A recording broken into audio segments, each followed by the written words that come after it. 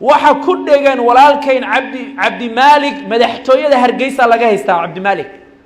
ninka ku dheganna waa generaal muuse ku dhegan reer hargeyso maanta warkayga qaata dulmiga dadka maxaabiista ay hargeysa ku xiran joojiya baarlamaankiini iyo golihii wakiilada hargeysana waxay bilaabeen inay inta kuraasta qaataan ay isku tumaan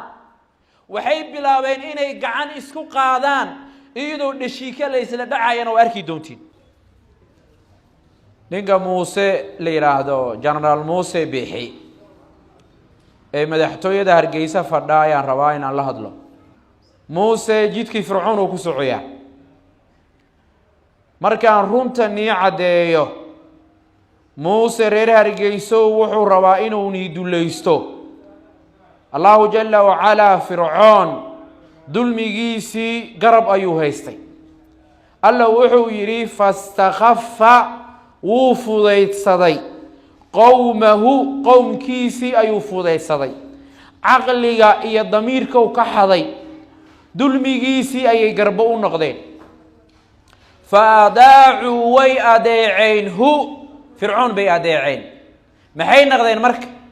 alla wuxuu yidhi innahum kaanuu qowman faasiqiin qowm faasiqiin ah oo daacadda ilaahay banaanka ka taagan waayuu yidhi allahu jalla wacala muuse dulmiga oo maxaabiista dadka ducaadda oo dulminaya kuwii daahir yaala kaahin xirnaa iyo kuwii siilaanye xirnaa ee xilligii loogu talagala dhammaystay ee walaalahayn reer boorama iyo reer burco ahaa oo maalinka madaxtooyada uu yimid oo yidhi waxbaa u dhiman la daymaayo maantana cabdi maalig uu ku darsaday war ninkan generaal muuse la leeyahay reer hargeyso nabadaad haysataan sheekh shantaay nabadiina ma diidana maanta masaajida hargeyso cabsi kama jirto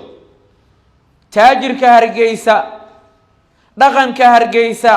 dhakhtarka hargeysa ka shaqeeya asagoo lugeynayo masaajidka calimataan iyo masjidu nuur ayuu tagaa waan ka warhaynaa ducaadiina laba waardiyeeyo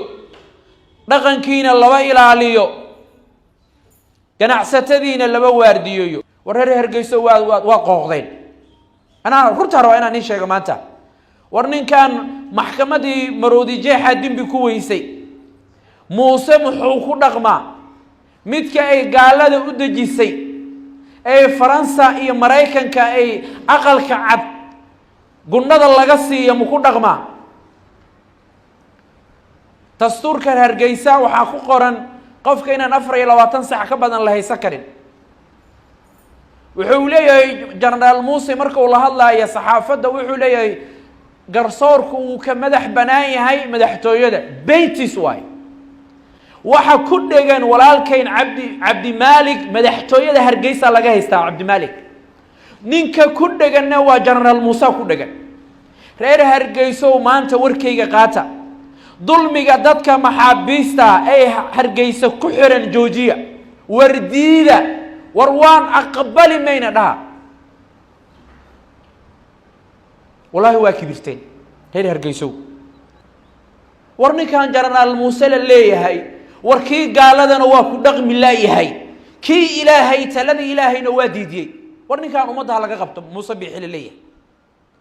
reer hargeyso tuwaaka taataabashaa lagu bartaa maalin hore niniga mida inta qoray soo qaato gabar dilay booramana dadaa lagu dilay baarlamaankiini iyo golihii wakiilada hargeysana waxay bilaabeen inay inta kuraasta qaataan ay isku tumaan waxay bilaabeen inay gacan isku qaadaan iyadoo dhashiika la isla dhacayana oo arki doontiin